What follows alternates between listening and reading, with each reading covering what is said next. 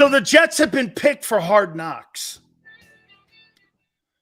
Yeah, they're going to make a great. They're going to make an absolutely great watch as we get ready for the start of the NFL season. They're going to make for a great watch.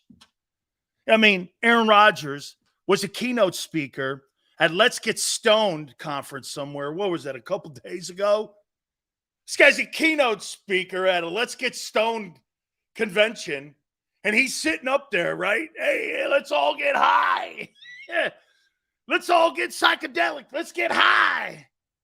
He's a keynote speaker at a Let's Get Stoned concert. How you doing, everybody? Let's get high. You don't think that's going to make for great TV with the Jets? Holy. Okay, hey, man. Yeah, man, I think psychedelics are the best thing on the planet. Shit, when you see a new pope named and that smoke comes out of the roof, you should see my TP. When I'm in the hills with my TP, shit. Yeah. This guy's a keynote speaker at a Let's Get Stoned fucking convention. Shit. Maybe you should have chosen shrooms over weed. Yeah, no doubt, man.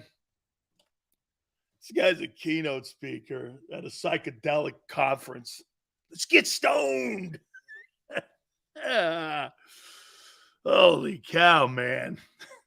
And you're telling me that's not going to make for good TV. Holy shit. Yeah, man. Yeah, everybody grab their hookah, get their shrooms, cut that shroom up, put that baby in some vodka. What a tool. Hey, it's one of the greatest train wrecks of all time, the New York Jets. Why wouldn't that be interesting? Just as long as you have Fireman Ed hitting himself in the head. Hey, maybe what's his name could give him some mushrooms. Yeah, I was a keynote speaker. I was there in Humboldt County. You know what we were doing? We were passing out shrooms. Okay. All right, guy, you're the best. Yeah, hey, Jalen Hurts is working on his game, and this guy's in a shroom field somewhere looking for mushrooms. Who are you putting your money on? The guy that's in a shroom forest looking for psychedelic mushrooms, or a guy who's on a practice field working on his game constantly? Yeah. What a tool. Hey, by the way, where's Niner? Is he in here? Here's some good news for you, man. It looks like your boy Brock Purdy's going to be ready for the start of the regular season. So that's a good thing for the 49ers, that this guy looks like he's going to be ready. Boy, get this, man. Boy, are they throwing all their chips in that hat on Brock Purdy, that he's the guy. Man, I hope this guy – hey, this is what you do with Brock Purdy.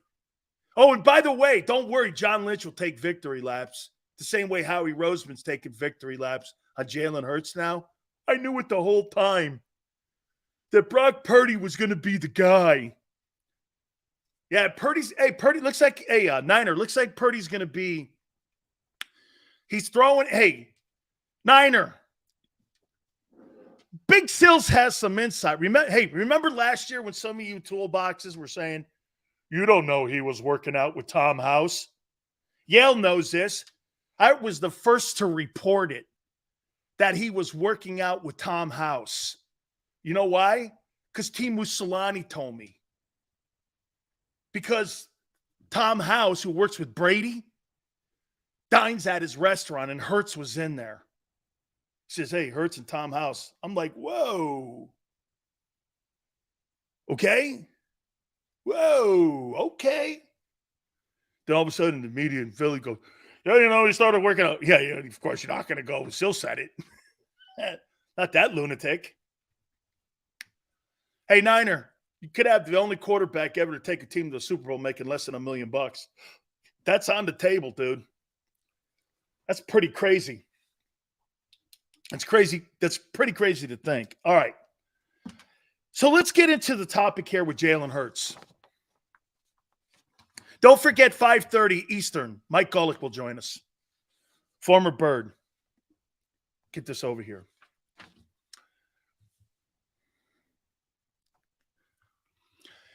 Here's what I want Jalen Hurts to do this year and his mindset to be this year. Tell me if you are on board with me on this or not. I want Jalen Hurts to make business decisions this year. Tell me if you understand what I mean. I want him to make business decisions. Because the big debate in Philly is, should he stop running? Should he run less? Should they call less RPOs? How should they coach him? I think those are all decent topics. No disrespect to anybody who was debating that. Okay? No disrespect. But I think that there's a simple way of going about this with Hurts. Okay? Carolyn goes, use Hurts like Russell Wilson. You know, Carolyn, I never thought in a million years, a year ago, that Jalen Hurts would be in a comparison with Russell Wilson. You're talking Seattle Russell Wilson too, right? Yeah. He's trending there. James Jones goes smarter choices.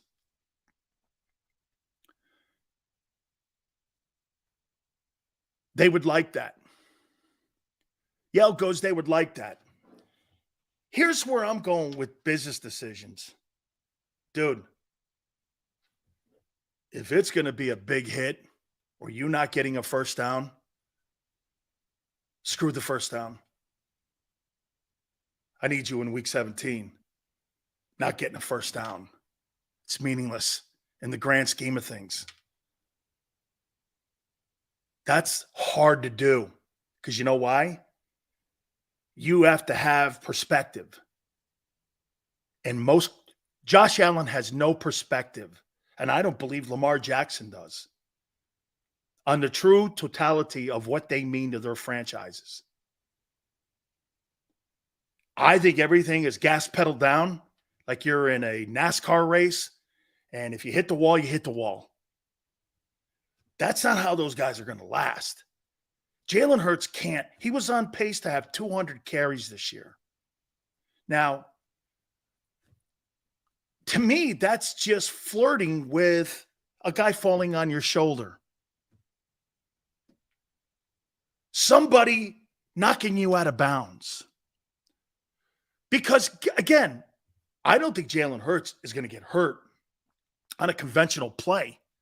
I think he's going to get hurt on a non-conventional play, like somebody falling on him in Chicago. That kind of stuff. Tom Brady's not out in open field. There's more volatile hits. Here's something, Tone was with me when Sim said this. He's got more control of how he could see the field in front of him when he's on the move. Yeah, but you have more velocity hits in open field. You have more violent collisions in open field than you do, in my opinion. The only violent collisions I think you get in the pocket are from the blind side, rolling you up, you getting knocked over a pile, hyperextending your knee, that kind of stuff. Let's not forget something. Joe Theismann didn't see LT hitting him. He came from the backside and the blind side. Those were blindside hits. Okay? Alex Smith was hit from the blind side. Those guys were all hit from the blind side. So to me, I think Jalen Hurts has to make more business decisions. And here's what I'm saying about it. Again, like I just kind of broached it a bit. Dude, get down. If you don't get the first down, punt. We'll live another game. I'd rather lose a game than lose Hurts. And I know that sounds dumb, and it is. But I guarantee you a lot of quarterbacks don't think that way. They don't want to give up an inch. But, dude, if you lose a game, so what? I'm not losing him. because of a bad business decision. So you think it's important to beat the Washington Commanders? And then he has a hyperextended knee? That's not a smart play. Well, we got the first down. I don't care. It's a dumb business move. And personally, Jalen Hurts has shown me this. He's smart. And I want to be careful because when you say he's smarter than other quarterbacks, which you don't want to do because there's still a negativity out there on black quarterbacks that they're not smart, which is totally an asinine thought process and always was. So you have to be careful. He's smarter than Cam. He's smarter than Lamar. He's smarter than Josh Allen. He is smarter. I think he sees the perspective of the game better than those guys. What Cam Newton was beat up in the end. That's why his high interception rate took off. Okay? He was beat up. Michael Vick never played a full season. He was beat up. All those guys who run around like that. Shit, man. Even to some extent, Steve Young. And Young sat on the bench forever behind Steve Young or Joe Montana. He left the game because of a concussion. He left the game because he got concussioned. He left. He could have played longer. I think he was the MVP when he retired. Steve Young didn't make good business decisions. His desire to win. See, get this. Your desire to win supersedes business decisions. Because you can't, I've never seen both. If you're making business decisions on your career, some would go like this: you don't really have a desire to be great. I don't believe that to be true.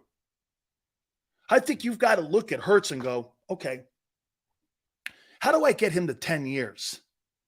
Is it running him less? No. It's the improvement of his decision-making, in my opinion. Okay? Jalen Hurts getting better at passing the ball or whatever. I don't give a shit about that. I care more that in this RPO system, he takes less hits. If Jalen Hurts runs for 200 carries and takes less hits, see, this is what I think the Eagles should be doing. You should take a hit count, not a carry count. I think it's backwards. Dude, those goal and by the way, those plays, those fourth down plays, everyone goes, what was the percentage? He was over 90-some% in getting that play. Do you know that's the easiest play for a quarterback to get injured on? Because you're in the pile. Every time he does that quarterback sneak on fourth down, his chances of being injured are enormous. Patrick Mahomes got hurt on that play. They don't let Patrick Mahomes do that fourth down play anymore. I think he got hurt in the Titans game doing it. Hurt his ankle. He was out for weeks, remember? That's a play. Hey, that's a play he's going to get hurt. There's a better chance of Jalen Hurts getting hurt on that play, which is the Eagles' most successful play, than any play he runs. Somehow, you got to figure not having him on a play that has a high percentage of him getting hurt. You got to get him out of that. But he's the catalyst in that. Was it, Arthur, did he dislocated his knee? I thought it was an ankle. Okay, it could have been. 96% he was on that quarterback sneak. Dude, there's a 90% chance you get hurt on that play. It's miraculous he hasn't. Center stepping on your foot. Then you twist your knee. You're in the pile. Your body goes contorted one way. You get a back injury, shoulder injury. How many quarterbacks have you seen hurt in that play? Ton. It's a matter of time. So there you have a percentage play that he could get hurt on. Talking about running. The biggest percentage play at him getting hurt is a quarterback sneak. And you have that part of your offense. Dude, I'd rather see him in open space on a 15-yard jaunt. He gets down. If he blows his knee out because his knee goes one way and the turf does something to him, and that's just going to happen anyway. That you're going to get hurt like that. What you don't want is contact injuries. I can live with Jalen Hurts running in open space, blowing his knee out, and no one hits him, because that's just what it is. That's faith. That's the fate of it, because you play ball like that, and it's the turf. It's all of that. But you're trying to limit contact. So if he gets 200 carries this year and he takes less hits, great. Let him run the ball 200 times. I have no problem with that. But there's got to be some business decisions here. What type of plays are you going to call?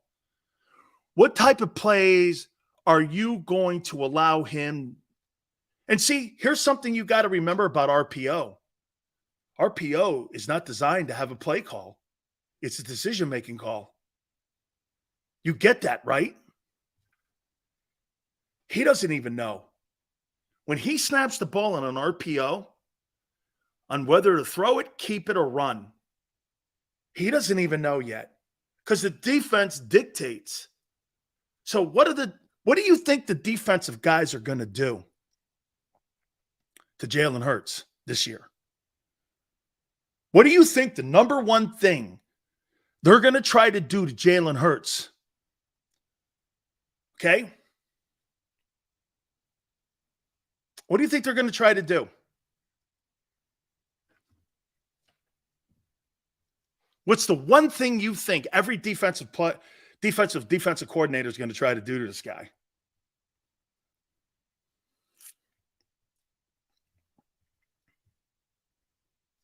You guys have an idea? You're going to make him run the ball so you can get shots on him.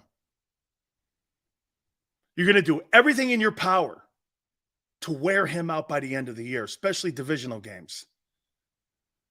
You're going to wear him out. And you're going to put him in harm's way as much as you can. That's what I would do. If Jalen Hurts throws a 35-yard touchdown pass, so be it. But if Jalen Hurts runs the ball, I'm going to pound that guy, cheap shot that guy. I'll take a chair to that guy if I have to. I'm going to do everything I can to make sure that guy by the end of the year is tenderized. Last 2 years, he was tenderized. That's only going to get more because coordinators are now figuring it out.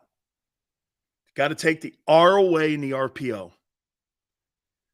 Hurts is dynamic in the R of the RPO.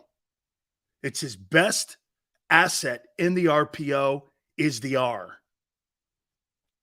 And can I tell you what I think the second best one is? His option. His thinking process. I'll tell you, man, Jalen Hurts processes that information as good as anybody I've seen. Quickly. Okay? Quick. Bam. Okay? That's a good point by Quan. Yeah, but how many defenses can do that to this offense? It's a great point. But Quan, if you're limited, I think the Patriots can. Patriots got 2 dynamic pass rushers. They're not too bad in the middle. And I think they can bring those guys coming down on the edge and hit him. Backers aren't bad. I think they're small in the secondary.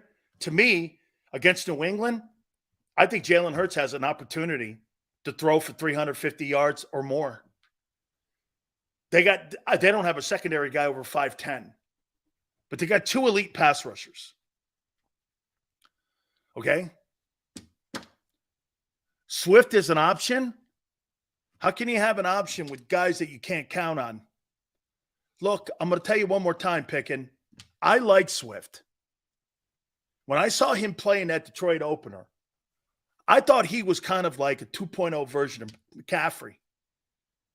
Okay? And over the last 3 years, McCaffrey hasn't been healthy. So they're kind of the same guys. McCaffrey's a little more electric. And he's better. But Swift is a really good player. Potential to be a Pro Bowler. Behind that line. Because, again, the one thing that I will say, and maybe I don't say it enough, okay? Oh, they drafted that kid. That's right, Christian Gonzalez. Thank you, Dank. Not true? Well, Dank, the guys they had a year ago, how do you know he's starting, Dank? Yeah, there's a guy on the bench right now that's 6'2". Okay. Dank, he's starting? You're sure of that?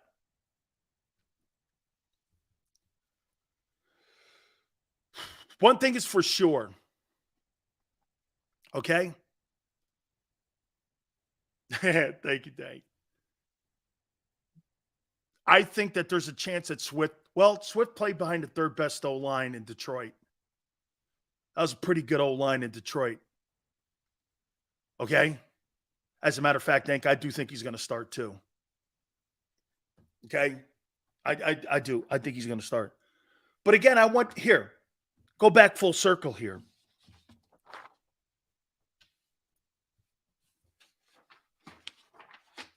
I want Jalen to get smarter and continue to evolve in that process. Can you imagine hey, guys, can you imagine if Cam Newton got decent coaching and coached him better and tried to protect the player and sacrifice maybe some series and some games so that you could have him effective for 15 years? I mean, wouldn't you have thought that that would have been, or did you just look at it with this notion? We're going to run him until this horse breaks down, and then we're going to euthanize him. Because that's what these RPO guys and these dual threat guys are. They're euthanized at the end. Their careers are nothing. They leave the game a shell of themselves. Almost all these RPO guys leave the game not even remotely close to what they look like. Okay? Let's be real. Cam wouldn't have listened.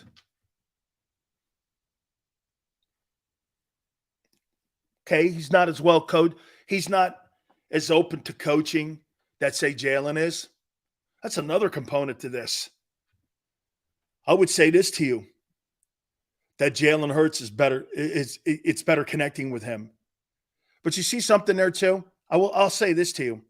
I think the one thing that Jalen Hurts has done in Philadelphia, maybe more so than any place, or maybe because of his dad, this is his influence of his father. Jalen Hurts has to trust his coach. Man, you got to trust the coach that he's going to put you in a good position to make sure that he's looking out for you. How many coaches don't put you in a – Nick Saban wasn't looking out for Jalen Hurts at Alabama. Do you think he was? Do you think Nick Saban was looking out for Jalen Hurts at Alabama? Do you think that Urban Meyer was looking out for Joe Burrow and then Ryan Day at Ohio State? You think those guys were looking out for them?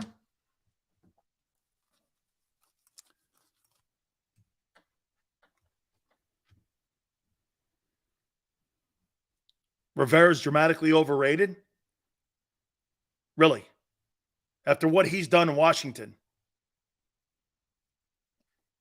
Train wreck of a scenario in Washington. He's won just as many division titles as Nick Sirianni has. He's also coached a team to a Super Bowl with a guy who had an organization that got it taken away from him in Jerry Richardson. Ron Rivera has worked in two shitty organizations with two shitty owners and gotten to a Super Bowl and won division titles.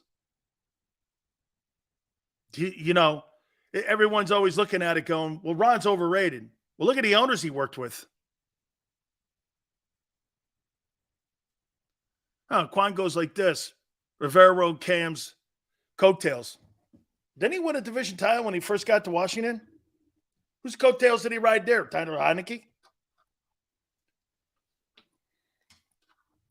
He rode Tyler Heineke's coattails and the worst owner in the history of the National Football League.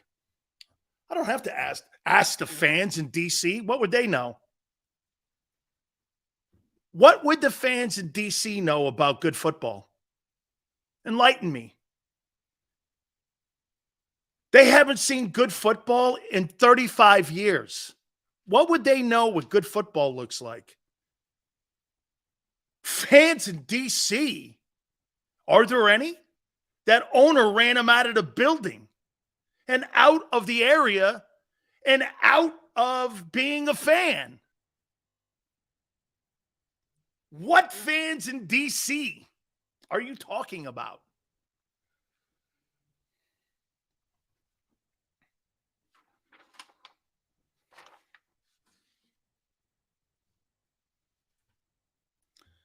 Someone goes like this: Sirianni's a better coach than Rivera. Well, at least Ron didn't have his play calling duties taken from him.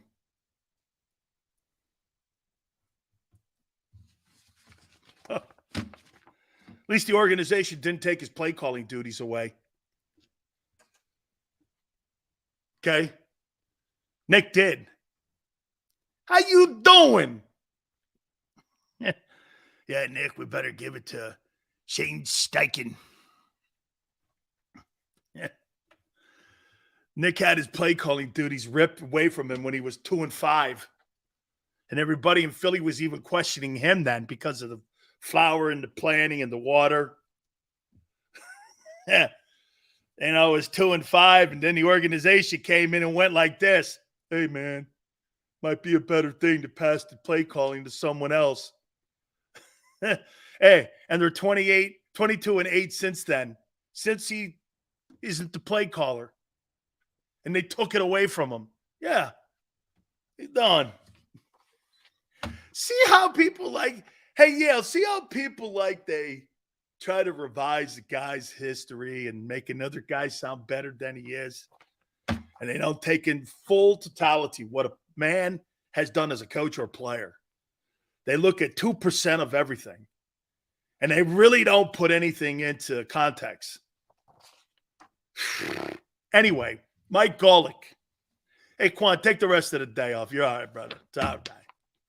5:30 Eastern, we will have our friend Mike Golick on with us. Couple takeaways from the NFC East now. So to wrap that topic up with Hurts, I really don't care if Jalen Hurts gets better as a passer this year. If he plays as well as he did a year ago, but his decision-making leads to him taking less hits, it's a win. Do we not agree that if Jalen Hurts, Tone, tell me, if Jalen Hurts plays like he did a year ago, takes less hits, he plays 17 games, he's healthier going into the season or the postseason, and most likely he's going to win a Super Bowl.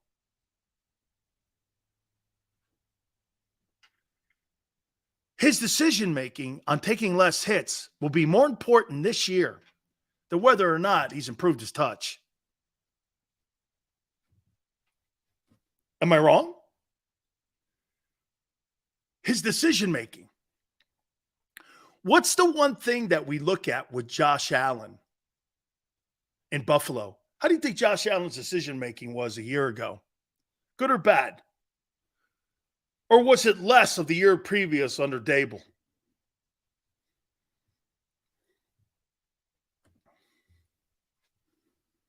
It wasn't that he got any worse as a passer.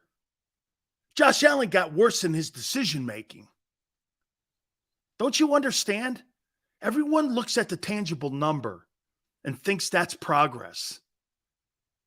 I think the less hits you take and the more productive you are when it comes to others around you helping you get to where you need, that to me is the ultimate in improvement.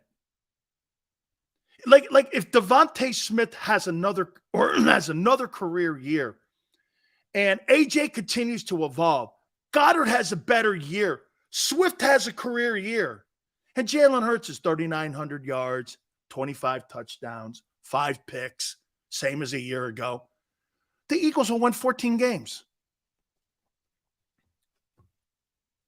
They'll win 14 ball games. And he took less hits. It's a win.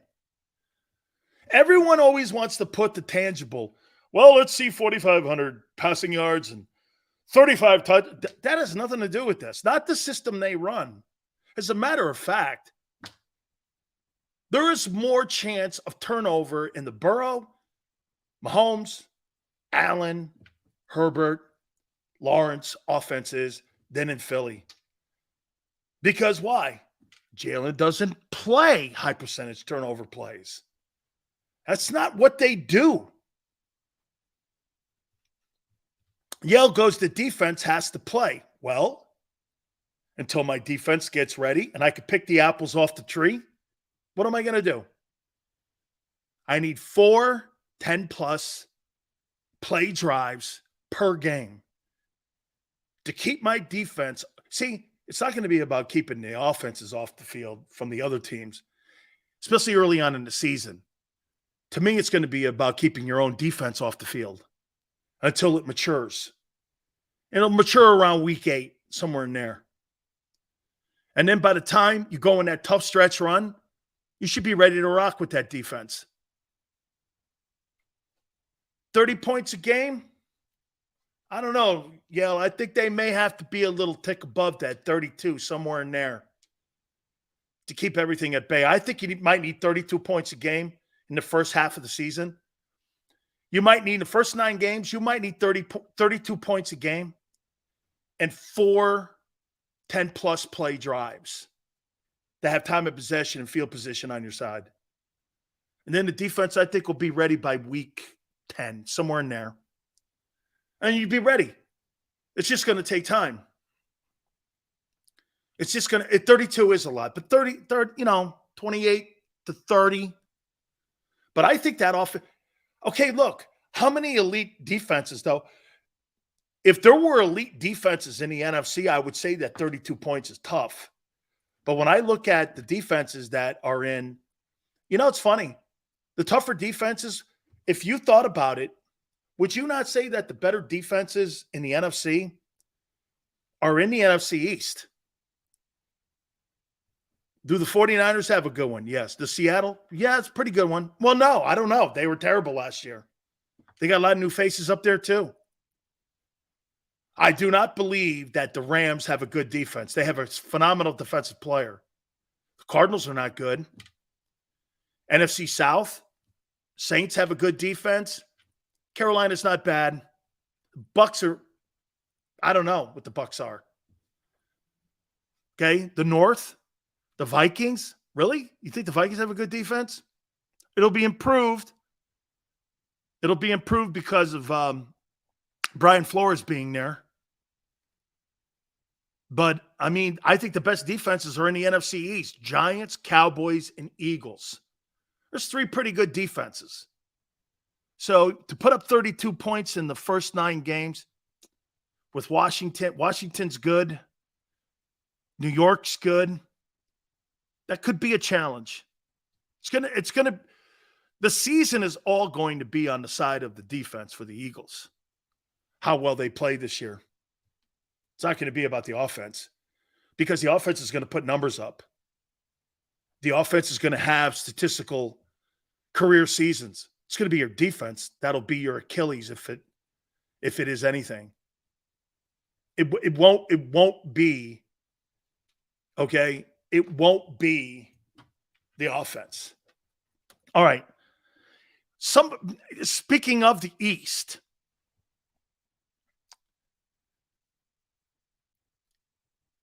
I wrote these things down about the Commanders. And I'm going to do the Commanders last. I think the NFC East has 2 potential playoff teams outside of Philly. I think the Giants and Cowboys will be in the conversation, okay, for playoffs. We'll do the Commanders here in a minute. Sharon, Washington's defense, especially in the front 7, is pretty good. We'll get to Washington at the end. Here's my takeaways for the Cowboys as we prepare for camp 28 days from now. Play calling. Mike McCarthy. Is that going to be an issue? I don't know. I don't know what the Cowboys are going to look like. Is he going to improve from last year, Dak Prescott, because McCarthy's his coach? And are the Cowboys blaming Kellen Moore for the picks last year that Dak had? You know, in my entire time covering the Cowboys when Kellen Moore was the OC, I don't ever remember anybody complaining about Kellen Moore being the offensive coordinator in Dallas. But because Dak had all those turnovers a year ago, I think there were 15 of them, all of a sudden, the play calling, and for the record, let's not forget something here. Kellen Moore was not relieved of his duties. Kellen Moore got the job 2 days later after Dallas ceremoniously, for whatever reason, allowed him to leave. He had told them and informed them that he was leaving for the LA Chargers job. And he was going to be the offensive coordinator, assistant head coach to Brandon Staley. That's a fact. I talked to Tom Telesco about it. Dallas put a rouge out there that they fired him. It's not true. Dallas didn't fire Kellen Moore. They never fired him. Didn't you find it kind of peculiar that Kellen Moore had a job the next day? I don't even think it was 24 hours. Moore was named the OC in Los Angeles. I mean, less than 24 hours later, he was the offensive coordinator in Los Angeles. Could have been mutual, Yale. Probably wanted out. And Yale, can I tell you what I think it is? Kellen Moore knew right away he was never going to be in any kind of position to be a head football coach in Dallas. Nobody in their right mind is going to come off the Dallas Cowboys coaching staff and get an opportunity to be a head coach. The last time that happened, it was Sean Payton. But Sean Payton was under Parcells. Can you name me an assistant coach that's gone on to be a head coach since Parcells left and was in Dallas as an assistant? Everyone knows when you're a coach in Dallas, you're nothing. Dan Quinn probably has as much autonomy. So, I keep hearing these reports that Dan Quinn turned down jobs to be a head coach. I don't believe him. Why in the world would you not take generational wealth? Did you just not see what the guy in Arizona just did? This guy's got 3 years of $9 million a year coming his way, and he's not even coaching. Oh, I think he's the OC somewhere in some college now. I mean, why in the world would you say no to that? But you want to be the defensive coordinator because you think you're going to be what, the head coach in Dallas? So Kellen Moore probably went like this: I have no chance of being a head coach here. Now, he was offered the Boise State job. I know that. And he turned it down because he wants to be a head coach in the NFL. But if they can, to me, I think Kellen Moore could be the next head football coach of the Chargers. That's why I think the Spanoses and Tom Telesco hired him, because I think he could be the next head coach. I think you're looking at the next head coach of the Chargers, Kellen Moore. Okay? I do. I think he has a shot there. So Mike McCarthy, play calling? Who runs the team?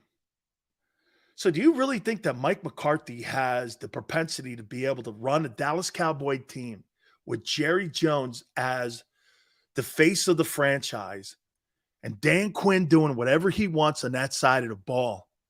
It looks like two teams in one building. You have the team Dallas defense and you have the team Dallas offense. And Jerry's kind of like the referee.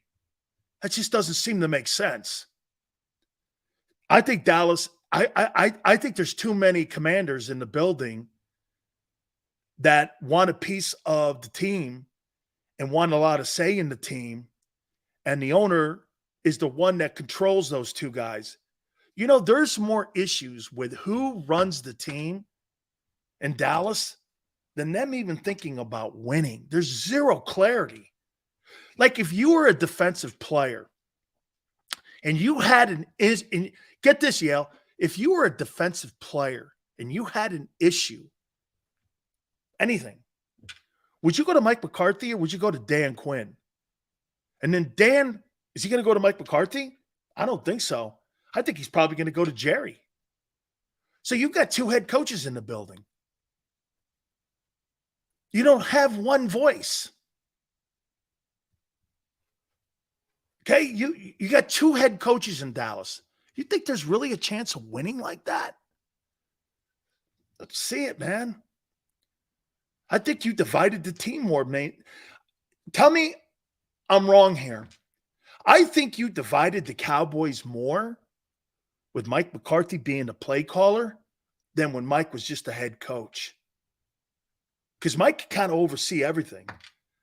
Now you got two head coaches.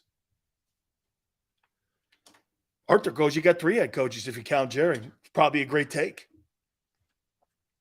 You got three dudes making decisions on one team with the same kind of power. I think the Dallas Cowboys, I think that's why Kellen Moore wanted out. I think it's a terrible coaching situation. Let's go to the Giants.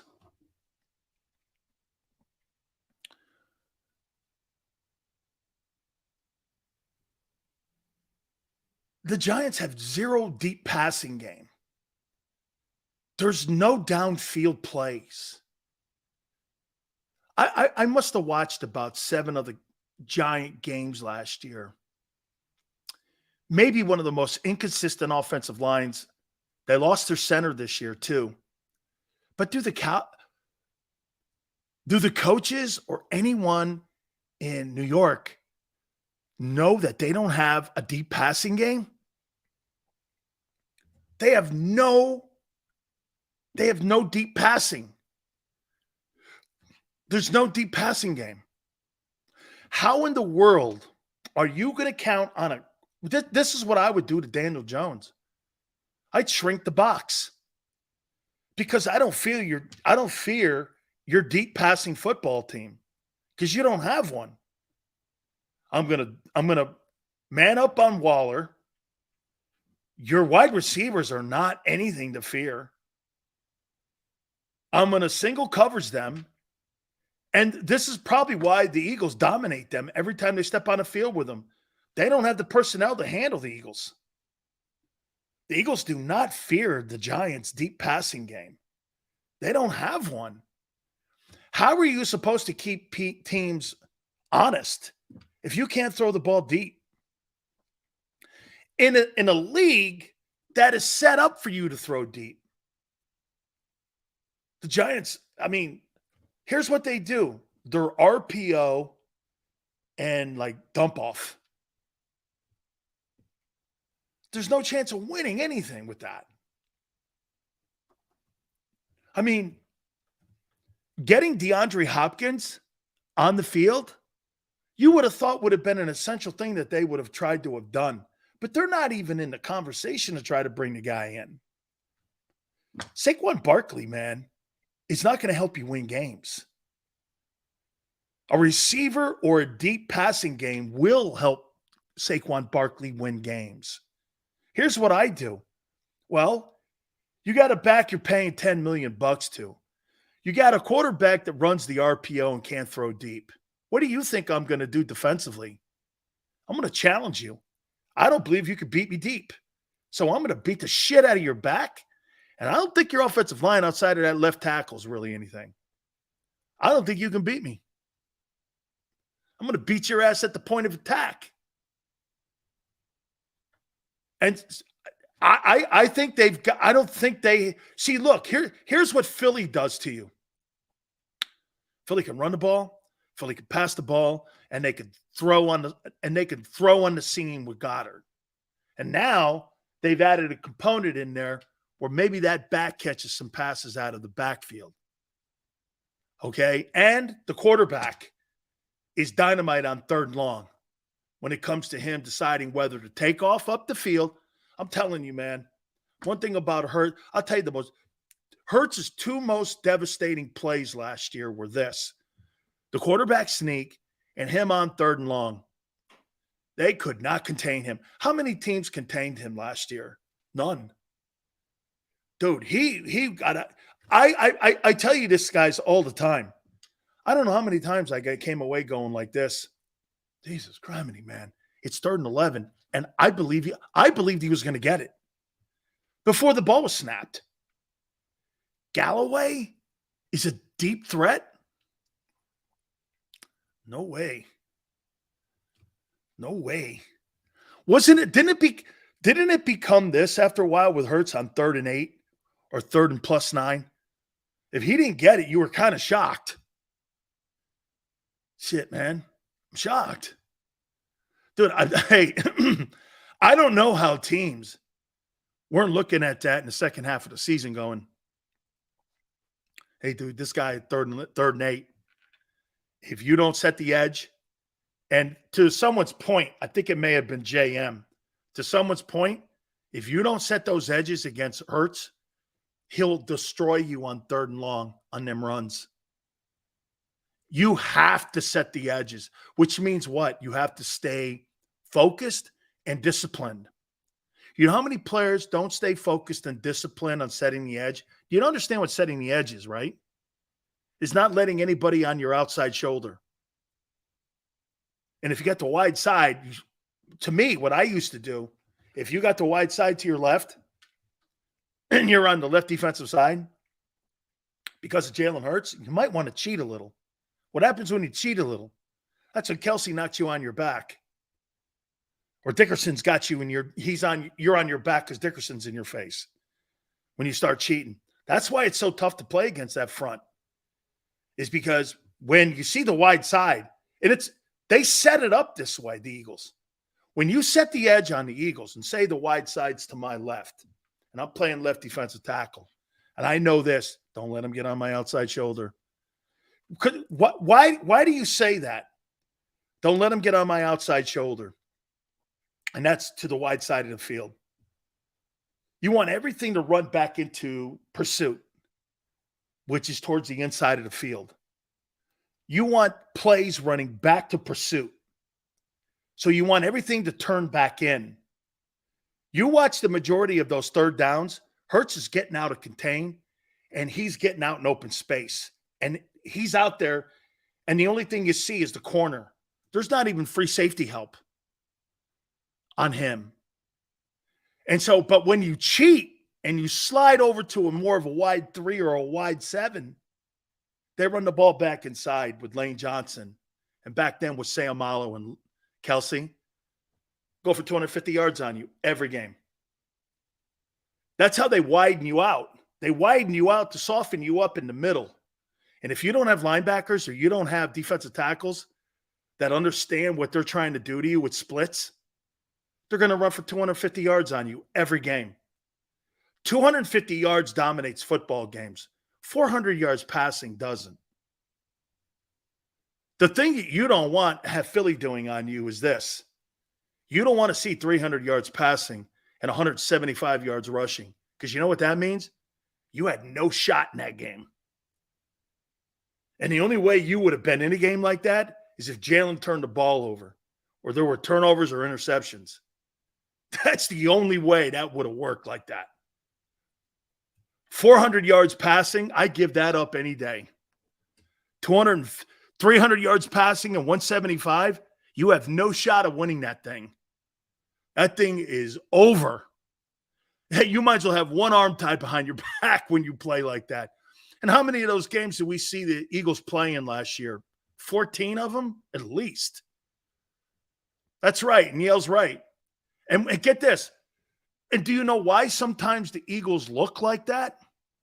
Because those methodical series, 10 plays, 5 yards, 8 yards, 7-yard wheel route, tight end, contain. Before you know it, you're at 9 plays and you've taken 8 minutes off the clock. and you look up. That's why, again, to Yale's point, 32 points in an offense like that would be spectacular because their offense takes a lot of clock. Okay? Takes a lot of clock. So, I mean, those guys, the way they run the ball. So, to me, the Giants, again, what are you looking at here with deep? Look, here. The flaw, again, in my opinion, is confusion in Dallas. With the Giants, they don't have enough personnel to hang with Philly. I mean, are those two teams contenders in the NFC? I suppose. But you got question marks in the front on, and I would say this about the talent of Dallas. I mean, CeeDee Lamb, I think I've written down. I did. I saw CBS with another stupid-ass list. I wrote down my top 10 NFL wide receivers heading into this season. Mine are completely different. No, actually, it's this. Excuse me, not wide receivers. Best players 25 and under. My list. I wrote down. We're going to do that at the top of the hour. Now, Washington, Josh Harris is Ron's not going to let the ownership. What is it, July 20th they're voting? That's a slam dunk. So Josh Harris is probably going to go in. This year's probably going to be a nothing burger. They're going to look how this team runs. And here's the one thing that I pray to God that Josh Harris does. Don't give the job to Eric Bieniemy because he's black. Give the job to Eric Bieniemy because he proves he can coach. Don't do that. It's an insult to Eric Bieniemy and every other coach that's trying. Don't be in that conversation. Give it to the. I never in my life want to be coached by a black coach. I want to be coached by the best coach, whatever color that is. Mike Tomlin's not a black coach to me. He's a great coach. Tony Dungy's a great coach. Race has nothing to do with connecting with players. It's such a societal thing that we categorize these people like that.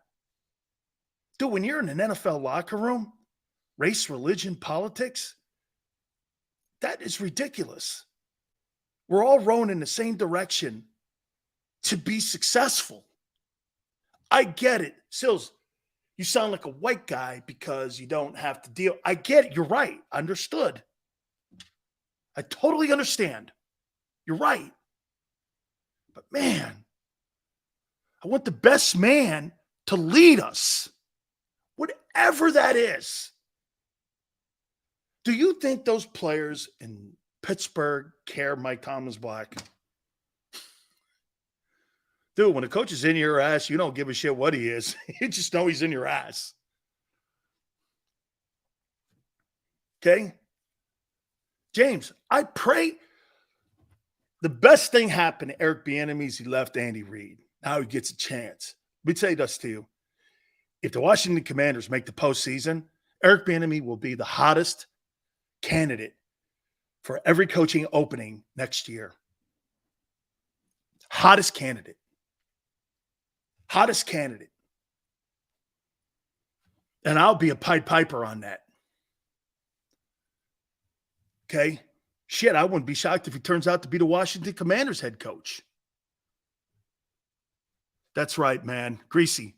When the shit hits the fan, we're all in it together. Hey, right, Greasy? When the shit hits the fan, okay, one thing's for sure, right? The fan's not prejudiced. Shit hits everyone. Right? It hits everyone. It hits everyone in the face. Good. It's good. Fantastic. Hour number 3 coming up. Our friend Mike Golick's going to join us. And I can't wait to talk to him about some NFL issues, get his thoughts on, you know what, I'm going to ask him about the debate that's going on with Jalen Hurts. Do you run him? How do you play him? Should they back off or not? Mike Golick, 5:30 Eastern, Power Hour. Keep it here on the National.